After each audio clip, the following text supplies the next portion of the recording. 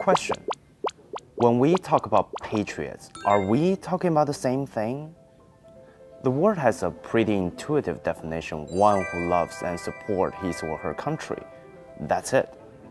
But when discussing patriots governing Hong Kong, the differences can be quite extreme.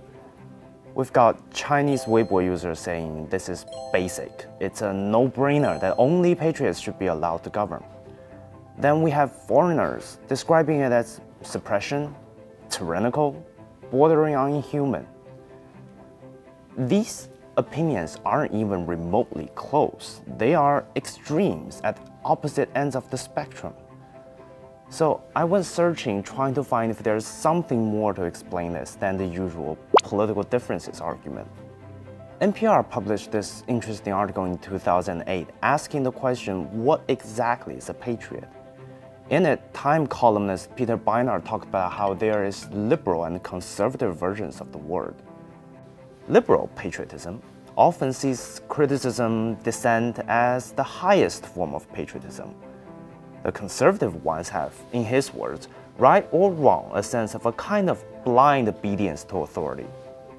If this is representative of American psyche, then it means patriotism, in the eyes of Americans, is about what somebody does and doesn't do. No government is perfect. There are always areas to disagree with. If you voice or act on your disagreement and sometimes even go beyond the usual channels to express them, then you'd be considered as a liberal patriot. But if you're more likely to resign to the government decisions, you'd be in the conservative bracket. It's about actions. Now, if you think about Americans, they are generally more liberal patriots than conservative.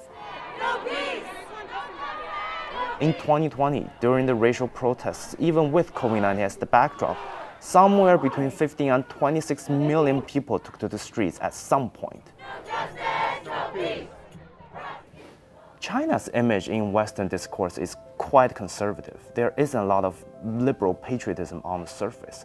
They don't see Chinese people taking to the streets often, perhaps except this.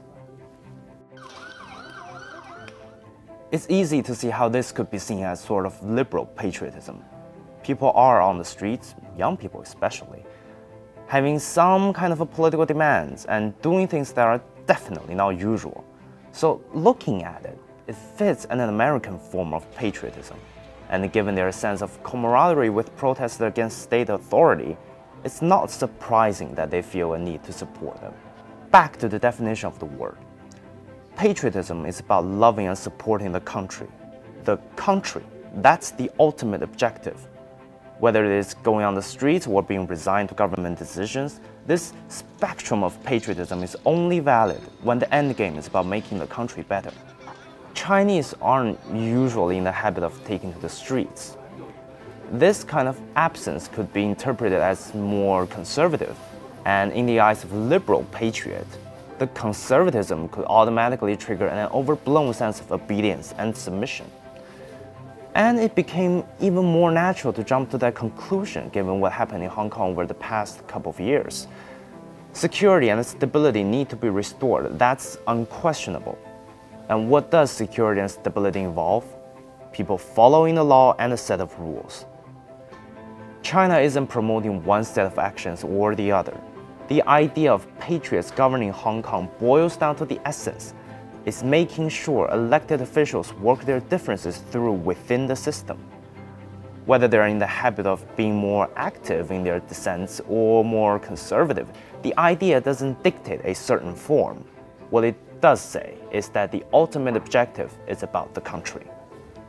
This is not saying one form of patriotism is more legitimate than the other, but this could be how foreigners are seeing China.